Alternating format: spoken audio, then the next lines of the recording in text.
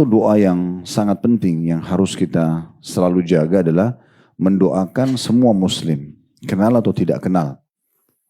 Beranjak daripada firman Allah Subhanahu wa taala, di sini diangkat satu dalil surah Muhammad ayat 19, "Wastaghfir li dzambika walil mu'minina wal mu'minat."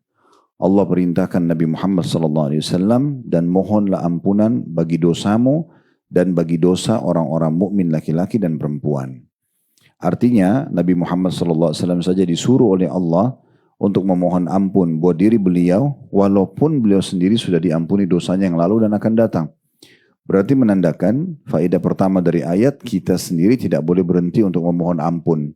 Jangan pernah kita mengatakan, tapi kan saya tidak sedang berbuat dosa. Ya, kita tidak pernah tahu ya, dosa-dosa kita yang lalu apakah sudah dimaafkan sempurna atau belum. Maka manfaat istighfar dan memohon ampun kepada Allah setiap harinya itu besar sekali. Karena kalau masih tersisa dosa-dosa kita yang harus dibersihkan dengan ampunan, maka dibantu dengan istighfar dan taubat tersebut. Makanya kata Nabi SAW, aku beristighfar dan bertobat kepada Allah sehari 70, dalam riwayat lain 100 kali. Padahal Nabi SAW sudah diampuni dosanya yang telah lalu dan akan datang.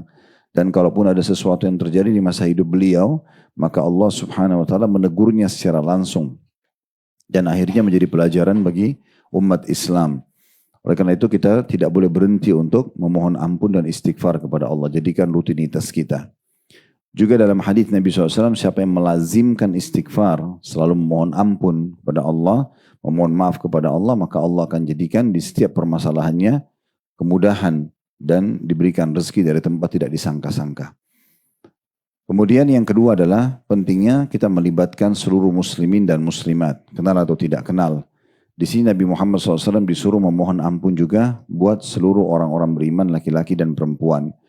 Kalau kita rentet lagi, banyak sekali ayat-ayat Al-Quran yang menceritakan tentang masalah nabi-nabi sebelum kita. Sama, mereka juga memohon ampun buat orang-orang beriman, laki-laki dan perempuan yang ada di masa mereka. Bahkan kalau kita mengatakan Allahumma gfir lil muslimina wal muslimat, itu bisa saja bukan hanya umat Muhammad SAW, tapi semua orang yang sudah menjadi muslim.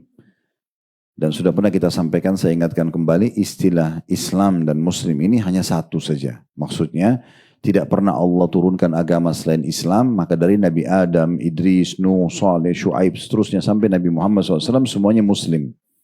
Tidak pernah ada agama lain. Ya. Jadi semuanya dalam keadaan Islam. Gitu ya. Dan semua yang beriman kepada Rasul atau utusan Allah di masanya, maka dikatakan dan beriman sama Allah dikatakan dia Muslim.